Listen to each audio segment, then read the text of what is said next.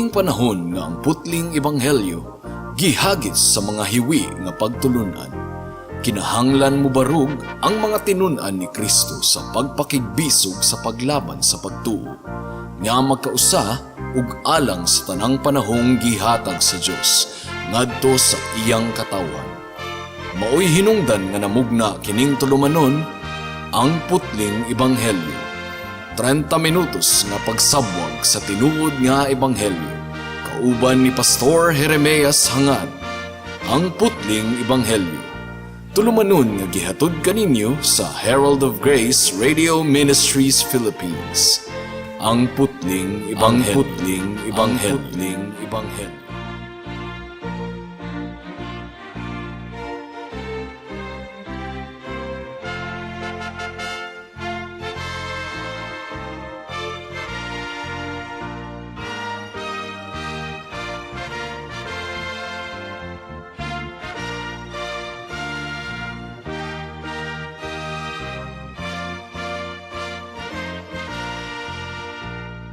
Mayong hapon, Dapitan City, Dipolog City, Zamboanga del Norte, Zamboanga Sibugay, Misamis Occidental ug kutob sa tanang gidala sa Ginoo sa pagpaminaw niining atong programa nga giuluhan og ang putling ebanghelyo. Kini ang inyong igsuon og higala sa kahanginan si Pastor Jeremias Lauri Hangad sa Herald of Grace Radio Ministries Philippines, diniyugan sa iglesia nga nag-sponsor niining atong programa, ang Salitran Covenant Bible Church sa Barangay Salitran, Dakbayan sa Dasmariñas, Probinsya sa Cavite. Ang atong teksto ning takna sa kahaponon makita sa mga buhat kapitulo 14 bersikulo 1 hangtod sa 7. Ang giingon diri: Didto sa Iconio nanulod si Pablo ug si Bernabe sa sinagoga sa mga Hudiyo ug nagwali busa daghang mga Hudiyo ug mga dili Hudiyo nga nahimong mga magtutuo. Apan gihulhugan sa mga Hudiyo nga wala motuo ang mga dili Hudiyo nga nakabig sa tinuuhang Judaismo aron masilag sila sa mga kaigsuonan. Nagpabilin didto ang mga apostoles sulod sa taas nga panahon. Sa walay kahadlok nagwali sila mahitungod sa Ginoo ug ang Ginoo nagmatuod nga ang ilang mensahe mahitungod sa iyang grasya tinuod gayod pinaagi sa paghatag kanila gahom sa pagbuhat og mga milagro ug mga katingalahang butang. Apan ang mga tawo sa syudad nagkabahin, ang uban midapig sa mga Hudiyo ug ang uban sa mga apostoles. Unya ang mga Hudiyo ug ang mga dili Hudiyo kauban sa ilang mga pangulo nagkauyon sa pagpanamastamas ug pagbato sa mga apostoles. Sa pagkahibalo sa mga apostoles niini, nangagiw sila didto sa Listra ug sa Derbe nga mga syudad sa Lycaonia ug ngadto sa kasikbit nga kayutaan, ug didto giwali nila ang maayong balita. Niadtong miaging semana mga kahigalaan, atong nakatunan nga ang ebanghelyo una sa tanan dali rang mamatikdan. Ikaduha, ang ebanghelyo usab makapasuko sa mga daotang katawhan. Ug ikatulo, ang ebanghelyo pagadawaton lamang sa mga piniling katawhan sa Dios alang sa kinabuhing dayon. Kini nga mga kamatuoran mao ang diving board sa mensahe nato ning takna sa kahaponon. Adunay duha ka punto ang atong pagpamalandong karon. Una, ang kinaiyahan sa pagmantala sa ebanghelyo. Ikaduha, ang resulta sa pagmantala sa ebanghelyo. Mudangat na kita sa unang punto, ang kinaiyahan sa pagmantala sa ebanghelyo. Apan sa dili pa nato ipasabot kung unsa gayud ang kinaiyahan sa pagmantala sa ebanghelyo, ato unang sabton ang sipyat nga tinuuhan mahitungod sa pagmantala sa ebanghelyo. Unsa man kini? Well, mga kaigsuonan, ang pagmantala sa ebanghelyo dili susama sa pagpamaligya ug pag-advertise og mga produkto. Dili kini marketing, dili kini advertisement. Tinuod nga kinahanglang ayuhon usab sa magwalali ang pagpresentar sa ebanghelyo, apan ang pagmantala sa ebanghelyo dili gayod marketing. Unsa man di ay ang marketing? Well, makarelate kaayo niini ang mga kahigalaan nato nga anaa sa pagpamaligya og mga produkto sa merkado ug sa mga bus terminals. Ang marketing naglangkob og packaging og repackaging sa produkto aron nindot tan-awon alang sa mga customers. Kanang mga namaligya og nangka sa mga terminal, maayo gayud kaayo sila muputos sa mga nangka nga hinagpat nga murag daghan kay tan-awon bisag pila ra ka lusok ang sulod sa cellophane. Apan ang pagmantala sa ebanghelyo, mga kahigalaan, dili susama sa marketing. Kay sa tinuod lang, bisag unsaon nato pagpackage ang mensahe sa ebanghelyo aron mahimong nindot sa igdulungog sa mga naminaw, ang kamatuoran nagpabilin nga ang ebanghelyo makapasuko gayod sa mga dili magtotoo. Paminawan ninyo ang bersikulo 2 sa atong teksto. Ang giingon dire, apan gihulhugan sa mga Hudiyo nga wala mutuo ang mga dili Hudiyo nga magtotoo sa Judahismo aron masilag sila sa mga kaigsuonan. Unsa may atong makita dinhi? Si Pablo nagani ang gawali. Ug maayo gayud kaayo muwali si Pablo, maayo kaayong mupasabot. Apan nasuko gihapon kaayo ang mga unbelievers nga nakapamati sa iyang wali. Kay sa tinuod lang, mga kahigalaan, ang mga dili magtotoo nga wala tanduga sa Ginoo ang kasing-kasing, dili gayod makaanto sa pagpamati sa kamatuoran. Mo-react gayod sila. Tinuod, adunay mga times nga diplomatic sila, respectful ra pud sila. Apan kun aduna gayoy tsansa, andam gayud sila sa pagsupak sa ebanghelyo ug sa pagpakaulaw ug pagpasakit sa mga magwalali sa ebanghelyo. Kay ngano man, tungod kay ang ebanghelyo sakit kaayong paminawon sa mga makasasala. Kung i-expose sa magwalali ang ilang mga kasalanan, muinit gayud dayon ang ilang ulo ug musukol batok sa magwalali. Kung i-expose ang mini nga pagtulunan, ang sipyat nga tinuuhan, ikasuko gayud kini sa mga katawhan kung wala tanduga sa Ginoo ang ilang kasing-kasing, kung wala abrihi sa Ginoo ang ilang hunahuna aron ilang masabtan ang kamatuoran.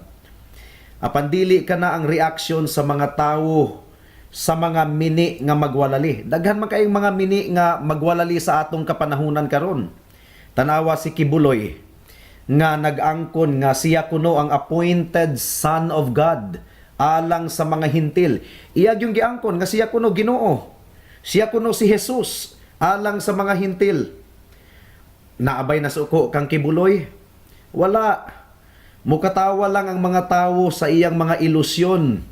Apan dili gayud sila masilag kaniya. Ngano man, tungod kay dili man sakit paminawon ang mga pagtulunan sa mga mini nga magwalali. Nakabase raman kasagara sa mga tuo-tuo ug mga claims, mga swerte-swerte ug uban pa. Ug tungod kay ang mga tawo matuo-tuohon man gyud, moingon ra pud sila og wala man po'y mawala nato kung mutuo lang ta. Apan tungod kay ang ebanghelyo nagkondenar man sa sala sa mga katawhan ug nagmantala mahitungod sa balaan nga Dios nga maghuhukom ug nagpasabot nga ang tanang mga tawo nahailalom sa tunglo sa Dios gumikan sa sala ug nga kinahanglan silang maghinulsol ug mudangop kang Hesus alang sa kaluwasan. Mangriak gayod sila. Moingon sila, nganong hilabtanon man mo, pasagdahi rami. Dili susama sa tuo-tuo nga pwede ra silang moingon nga, well, there's no harm in believing. Ang mensahe sa ebanghelyo, mga kaigsuunan, lahi ra gayod, tungod kay mutuliso kini sa ilang konsensya. Sa tinuod lang, dogmatic kaayo ang mensahe sa ebanghelyo. Ang buti pasabot ni ining dogmatic, authoritative, final, absolute. Nganong nakaingon man ko nga dogmatic kaayo ang mensahe sa ebanghelyo? Well, Dili di ay dogmatic ang giingon ni Jesus nga walay makaadto sa amahan kung dili moagi kanako. Walay makaadto sa amahan kung dili moagi kang Jesus. So ang but ipasabot, exclusive gayod. Wala na ilain. Ang giingon sa Buhat Kapitulo 4, versikulo 12, ang kaluwasan makaplagan lamang diha kang Jesus. So dili kini makaplagan sa lain. Makaplagan lamang diha kang Jesus. Kay dinhi sa kalibutan, wala nay laing ngalan nga gihatag sa Dios ngadto sa katawhan nga maoy makaluwas kanato. So usbon ko mga kahigalaan, exclusive gayod, dogmatic. Si Jesus lamang, wala nay lain. Dogmatic gayod kaayo ang pagtulunan sa ebanghelyo. Walay luna ang pag-ingon nga, bisag unsay imong tinuuhan, basta sincero ka lang. Dios ra gihapon ang kapadulngan. Mga kahigalaan, dili gayod kana tinuod. Si Jesus lamang ang dalan, ang kamatuuran, ug ang kinabuhi. Walay makaadto sa amahan kun dili pinaagi kaniya. Juan Kapitulo 14, versikulo 6. Gani miingon si Pablo sa basahon sa Galacia nga, kung dunay magwali, bisag kami o mga anghel nga sukwahi sa ginawali na kaninyo, let him be accursed, pagatungluhon siya. Buti pasabot, the gospel of Jesus Christ is really exclusive. It is one and the same gospel. There is no other gospel.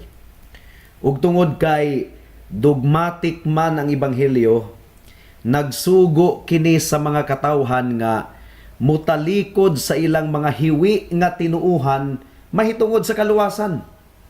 Dili gusto ang Ginoo og kompetensya. Kinahanglang talikdan sa mga katawhan ang ilang inimbento ug minugna nga mga pamaagi sa kaluwasan. Unsa man kining mga inimbento og minugna nga pamaagi sa kaluwasan? Well, sama sa mga pag-ampo alang sa mga patay. Wala gyud na sa Biblia nga iampo nato ang mga patay aron sila maluwas. Unsa pa? Kining mga pagpenitensya, pagpaanto sa kaugalingon, iawat na lang kuno makuha-kuhaan ang ilang sala. Mga inimbento kini nga wala gyud kini intawon gitudlo sa Biblia. Wala gayud. Kining mga butanga kinahanglang isalikway o kinahanglang ang usa ka tawo musalig lamang sa dugo sa atong Ginoong Hesukristo nga giula didto sa krus sa Kalbaryo. Ingon nga igo na alang sa kapasayloan sa tanantang mga kasalanan. Ang dugo ni Jesus ang nagtagbaw sa hustisya sa Dios. Dili ang atong mga sakripisyo, mga panaad, mga panata ug bisag unsa pa. Kinahanglang talikdan ug undangan gayod sa mga katawhan ang pagsalig sa ilang kaugalingong pagkamaayo, pagkabuutan alang sa ilang kaluwasan. O kinahanglang ibalhin nila ang ilang pagsalig kang Jesus lamang alang sa ilang kaluwasan. Si Jesus lamang ang bugtong Dios ug manluluwas sa mga makasasala nga susama kanato. Tinuod mga kahigalaan, ang ebanghelyo dogmatic gayod. Mao nga makapasuko kini sa mga katawhan. Gawas na lang kung ablihan sa Ginoo ang ilang kasing-kasing. Mao nga sa pagmantala sa ebanghelyo, we proclaim the gospel as it is. We are not concerned with advertising the gospel to make it more appealing to people. We just preach the gospel simply and plainly, no more, no less. Samtang tinuod nga dili nato lamu-lamuon ang pagwali sa ebanghelyo, apan wala kita magsalig sa abilidad sa pastor sa pagwali alang sa bunga sa pulong sa Ginoo. Ang giingon sa bersikulo 1 sa atong teksto, Paul and Barnabas spoke in such a manner. Unsa may but pasabot ni ining in such a manner. Ang but ipasabot ni ini mga kahigalaan, nagwali sila uban sa gahom sa balaang espiritu. Wala sila misulay sa pag-repackage sa ebanghelyo aron maanindot kini sa igdulungog sa mga tawo. Instead, ila kining giwali nga maisugon uban sa gahom sa balaang espiritu. Ug gihatag sa Ginoo kanila ang bunga sa ilang pagpaningkamot ni adtong lugara. Ug alang kanako mga kaigalaan, tataw gayud kaayo ang prinsipyo ni ining tanan. Ang positibo nga pagsanong sa mga katawhan sa mensahe sa ebanghelyo wala nagaagad sa estilo sa pagwali sa pastor, kundili sa pagpanglihok sa gahom sa balaang espiritu.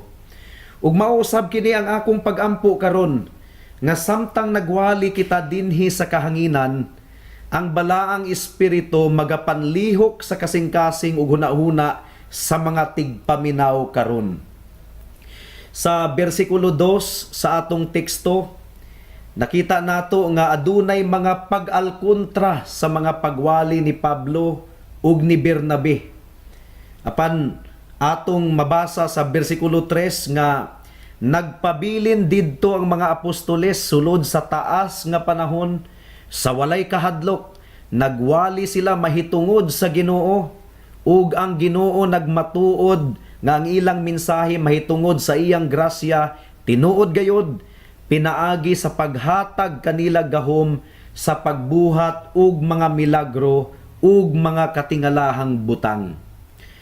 So imbis nga musurrender si Pablo ug si Barnabas gumikan sa mga pag-alkontra, ila hinuong giatubang ang mga pagpanlutos nga maisugon. Tinuod nga giingon ni Pablo sa unang Korinto kapitulo 2 bersikulo 3 that he proclaimed the gospel in weakness and in fear and in so much trembling. Apan sa susamang higayon, aduna usab siya'y kaisog tungod kay ang Dios nga nagmugna sa ebanghelyo labing gamhanan sa ngatanan. Karon, gipasidunggan sa Dios ang pagsalig ni Pablo ug ni Bernabe sa balaang espiritu, pinaagi sa paghatag nila og katakos nga makamugna og mga katingalahang butang. Mo kini giingon sa bersikulo 3. Gikan sa Ginoo kadtong maong katakos. Ang pangutana, gihatag ba usab sa Dios kanato karon sa atong panahon karon ang katakos sa pagbuhat og milagro? Ang tubag, mga kahigalaan, wala na. Tungod kay temporaryo lamang kadto nga gasa sa kapanahunan sa mga apostoles. Pero sa atong panahon karon wala na. Gani atong mabasa sa Book of Philippians nga si Epaphroditus nga kauban ni Pablo nagsakit o grabe kaayo nga balatian nga hapit unta niyang ikamatay. Apan wala man siya pandungi ni Pablo sa iyang mga kamot, aron milagroso siya nga maayo.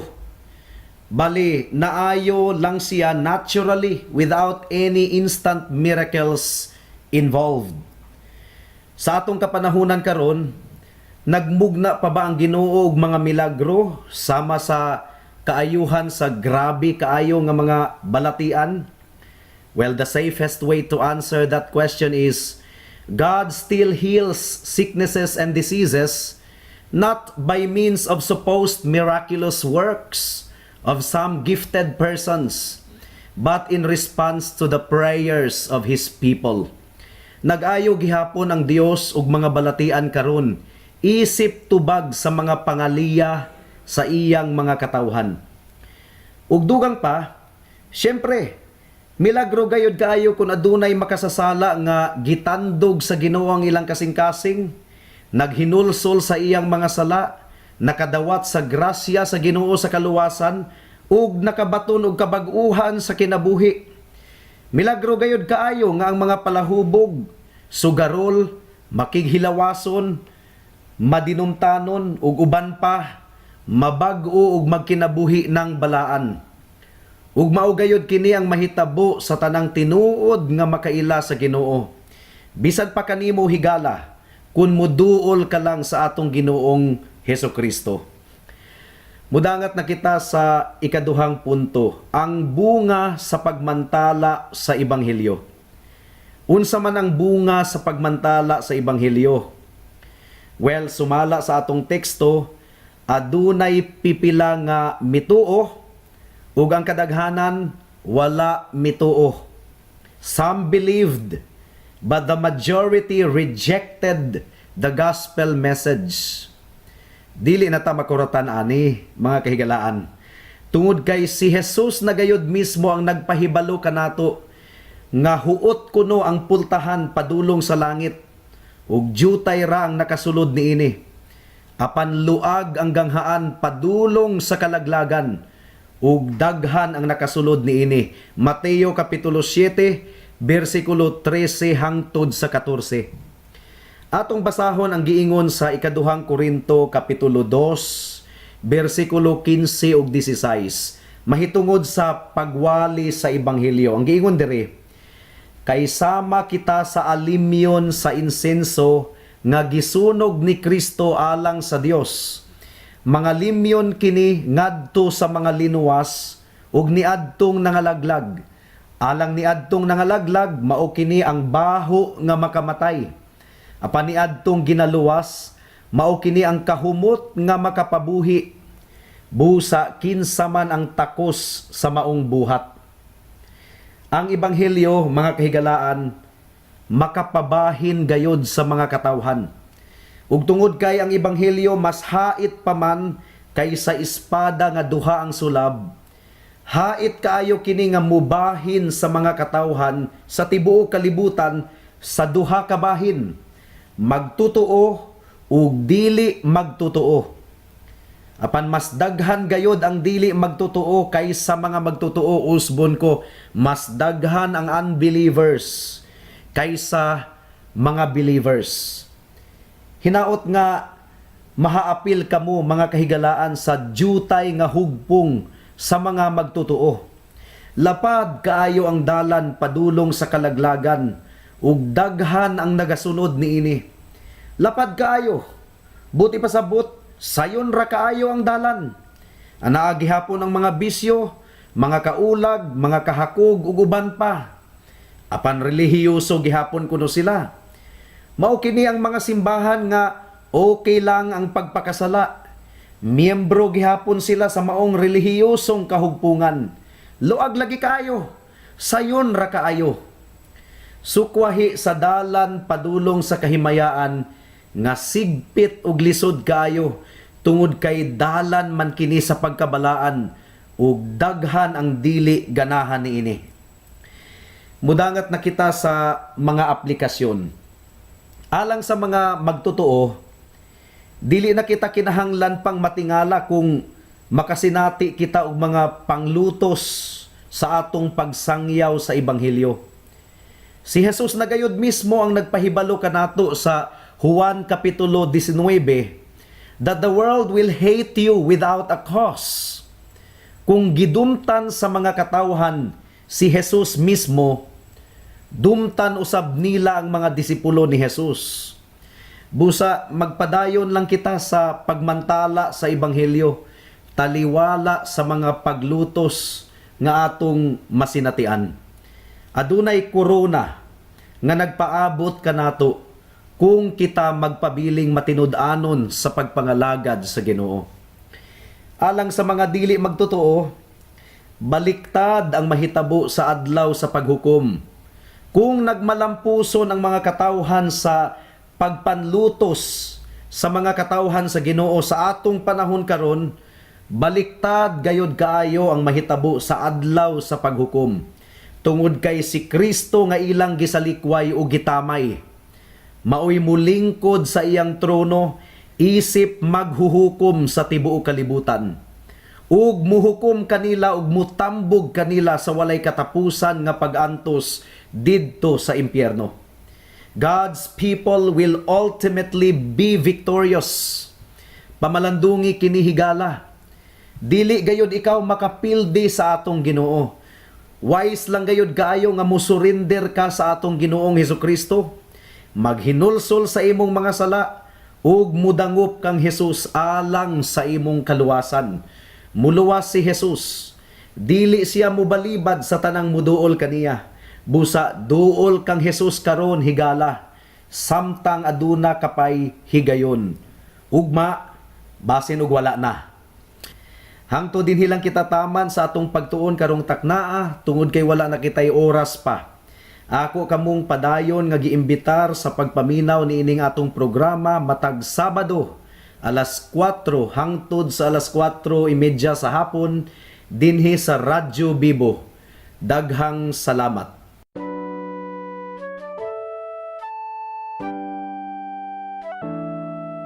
Noon ay bulag ako sa daan ng kaligtasan. Tulad ng marami, nakatuon ako sa sarili. Mabait naman at matulungin at walang kapwang inabuso. Kung kaya't ang tiwala ko, malamang ligtas ako.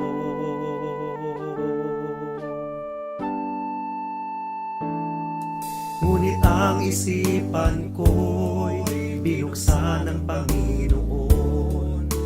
Bigat ng kasalanan ko'y pinakita niya sa akin. Dagdag pa ang aking puso, likas na sa Diyos ay umaayaw. Kung kaya't ako'y nabahala sa aking kaluluwa. Ano nga bang batayan ng katubusan at kaligtasan ng isang katulad kong makasalanan? Ngayon ay batid ko na ako'y walang magagawa upang ituwid ang aking kaluluwa. Sa harapan ng Diyos, ako'y tumawag kay Jesus at nagtiwala ng lubos sa kanyang kapatawaran at tawang puspos. Siya lang ang manunubos pagkat siya'y namatay sa krus. Dahil sa aking kasalanan, ang sumpa sa kanya'y binuhos.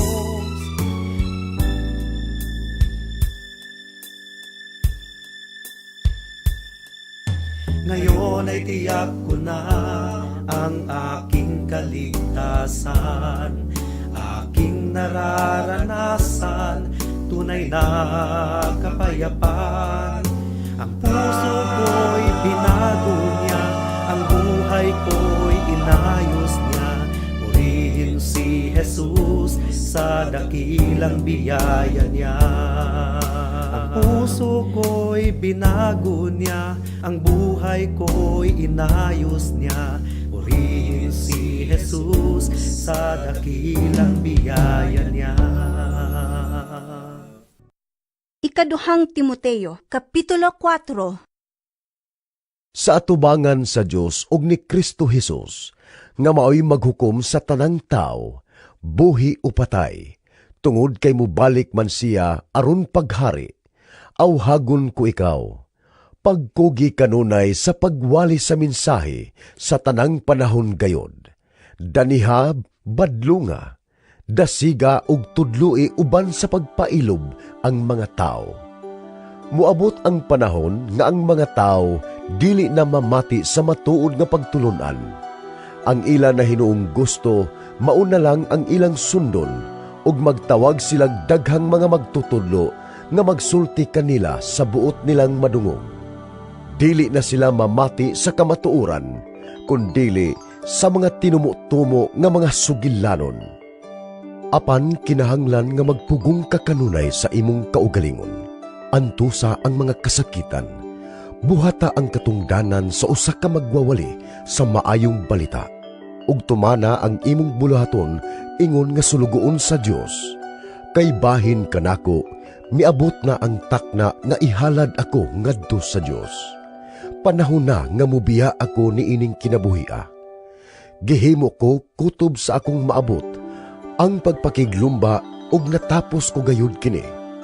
Giampingan ko ang akong pagtuo, ug karon gitagana alang kanako ang ganti sa kadaugan.